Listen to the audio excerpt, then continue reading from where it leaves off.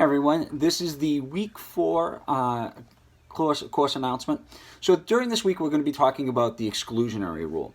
And it's really the exclusionary rule is really a foundation of establishing what types of evidence can be collected without a warrant or the necessity to use a warrant.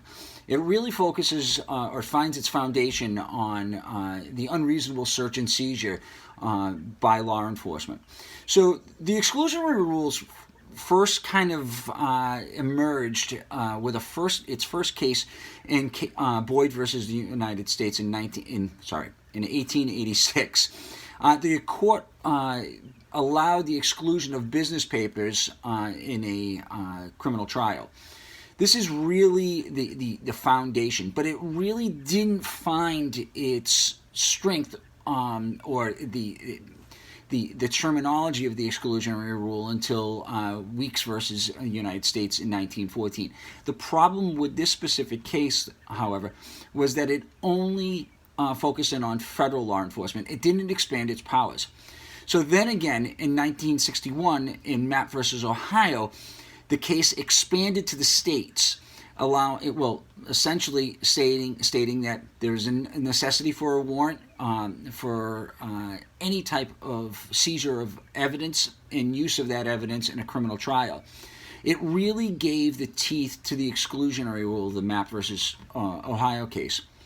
So we should keep in mind, though, that there are 4 major types of exceptions to the exclusionary rule. The first is the inevitable discovery doctrine, which simply means that law enforcement would have found the evidence had they had the warrant or not. It would have been present.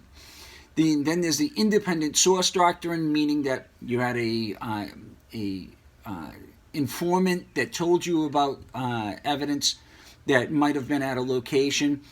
Then there's a knock and announce, which is also a plain view doctrine. Essentially, if you remember being a teenager and might have been at a house party and the police officers arrived and they knocked on the door and the door opened up and they saw red Solo cups walking around, then they had reason to believe that there was criminal activity, meaning underage drinking, happening within the premises. So they have a right to step in. Another example of that is they get a call, law enforcement gets a call for domestic violence. They arrive at the scene. They don't hear anything, but they see blood on the floor through the window. That gives them the right to enter into the dwelling based upon the call for service that they had received. And the last major type is the good faith doctrine. This is really important to keep in mind because if law enforcement goes to the courts and request a warrant of a certain individual's dwelling, and they say that we're looking for drugs, drug paraphernalia, and weapons, and the court clerk is typing it up and leaves weapons off. So when law enforcement comes, they execute the warrant and give whoever answers the door the warrant and says, "We're here and we're going to begin our search." And they find drugs, drug paraphernalia, and weapons, and they come back and they collect it, they put it into evidence and present it in trial, and the defense turns around and goes, the warrant didn't say weapons. Well, the law enforcement can turn around and go, no, in our paperwork, this is a clerical error. We had every intention of collecting this. So those are the 4 major types. The other area that we're going to be addressing this week is traffic function of law enforcement in collisions. And I don't want to talk too much about it because it might help you answer your individual assignment this week. But should law enforcement always handle traffic collisions? It's part of the traffic function presently.